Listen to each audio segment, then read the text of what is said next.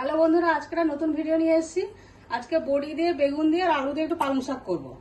তো কড়াতে তেলটা গরম হয়ে গেছে, তো বড়িটা আমি একটু ভেজে নিচ্ছি।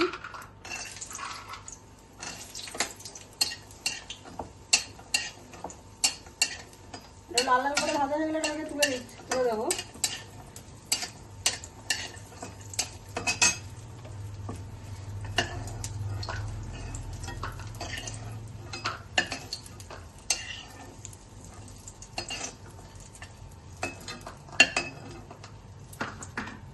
এই তেলে আমি একটু 5 ফোড়ন আর শুকনো লঙ্কা দিয়ে দিচ্ছি।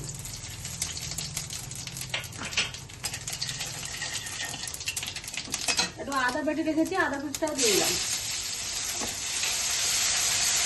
নিরামিষ করবো আজকে। আর আলু আর বেগুনটা এরকমভাবে কেটে রেখেছি ডুমো ডুমো করে, তো এটা আমি দিয়ে দিচ্ছি। একটু ভাজা ভাজা করে নিচ্ছি এটা।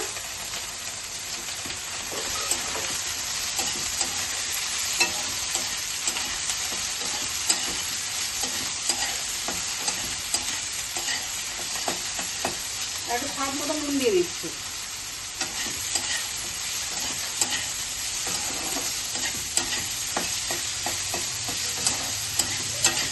একটু ভাজা ভাজা হয়ে যাক, তারপরে আমি পালং শাকটা দেবো। দেখো ওটা ভাজা ভাজা হয়ে গেছে, আমি এবার পালং শাকটা দিয়ে দেবো।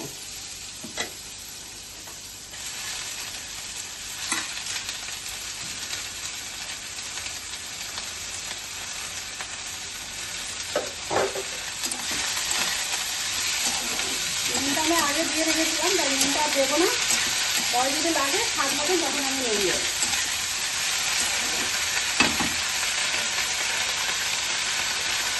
এর মধ্যে আমি একটুখানি হলুদ দিয়ে দিচ্ছি, একটুখানি লঙ্কা গুঁড়ো দিয়ে দিলাম, আর ধনে গুঁড়ো আর একটু জিরে গুঁড়ো।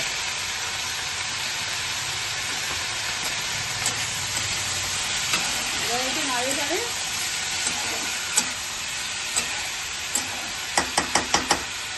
গ্যাসের আঁচটাকে আমি কমিয়ে দিচ্ছি, এবার ঢাকা দিয়ে দিচ্ছি। 5-10 মিনিট পরে এসে দেখবো যে শাকটাও সেদ্ধ হয়ে গেছে আর বেগুন আর আলুটাও সেদ্ধ হয়ে গেছে। এবার ঢাকাটা খুলে দেখছি সেদ্ধ হয়ে গেছে কিনা।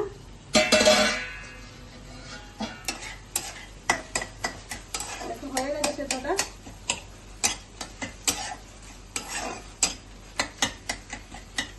এইভাবে আমি চামচে করে একটু আলুটাকে এভাবে করে ম্যাশ করে দিচ্ছি, যাতে খেতে খুব ভালো লাগে পালং শাকের সঙ্গে। তো বড়িটা আমি ভেজে রেখেছিলাম, বড়িটা এভাবে হাতে গুঁড়ো করে দেবো, দিলে খেতে ভালো লাগবে।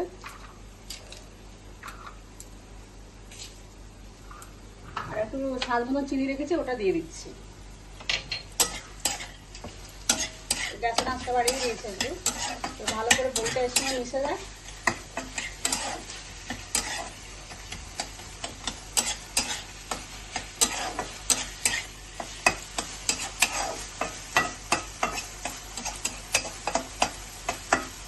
দেখুন রান্নাটা আমাদের কমপ্লিট হয়ে গেছে।